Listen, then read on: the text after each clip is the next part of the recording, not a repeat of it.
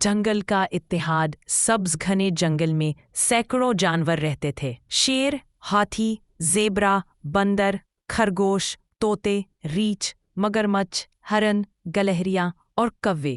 یہ جنگل اپنی خوبصورتی، دوستی اور امن کی وجہ سے مشہور تھا۔ لیکن ایک دن جنگل پر ایک بڑا خطرہ آ گیا۔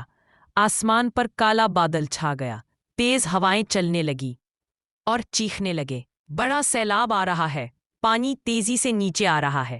سارے جانور ڈر گئے۔ کمزور جانور جیسے خرگوش، چڑیاں، بلبلیں اور کچھ چھوٹے ہرن پریشان ہو گئے کہ وہ کیسے بچیں گے۔ شیر بادشاہ کا اعلان۔ شیر ایک اونچی چٹان پر چڑھا اور زوردار آواز میں بولا، ہم سب ساتھ ہوں گے تو کوئی ہمیں نقصان نہیں پہنچا سکتا۔ ہمیں ایک دوسرے کو بچانا ہوگا۔ سیلاب کا پانی تیزی سے نیچے آ رہا تھا۔ ہاتھی آگے بڑھے اور اپنی مضبوط جسم سے ایک قدرتی دیوار بنائی تاکہ پانی کا زور کم ہو جائے۔ بندر اوپر اوپر کودتے ہوئے گئے اور درختوں کی مضبوط شاخیں ایک دوسرے سے باندھ کر جانوروں کے لیے لٹکتی ہوئی سیڑھی بنانے لگے تاکہ کمزور جانور اونچی جگہ جا سکیں۔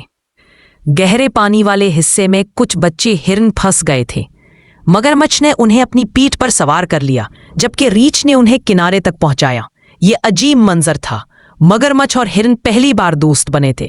طوطے، کوے اور عقاب اوپر سے اڑ کر یہ دیکھ رہے تھے کہ کون سا جانور کہاں مشکل میں ہے۔ جیسے ہی کوئی جانور پھنس جاتا وہ فوراً آواز لگا کر مدد بلاتے۔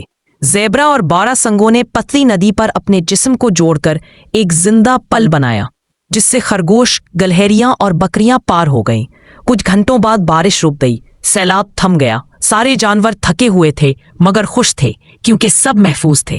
شیر نے سب کو جمع کیا اور کہا، آج ہم بچ گئے صرف اس لیے کہ ہم نے ایک دوسرے کا ساتھ دیا۔ طاقت کسی ایک میں نہیں، سب میں ہوتی ہے۔ جنگل میں شور مچ گیا، دوستی زندہ باد، اتحاد زندہ باد، اور اس دن سے جنگل دنیا کا سب سے متحد جنگل کہلانے لگا۔ سبق: جب سب مل کر رہتے ہیں تو بڑا سے بڑا خطرہ بھی چھوٹا پڑ جاتا ہے۔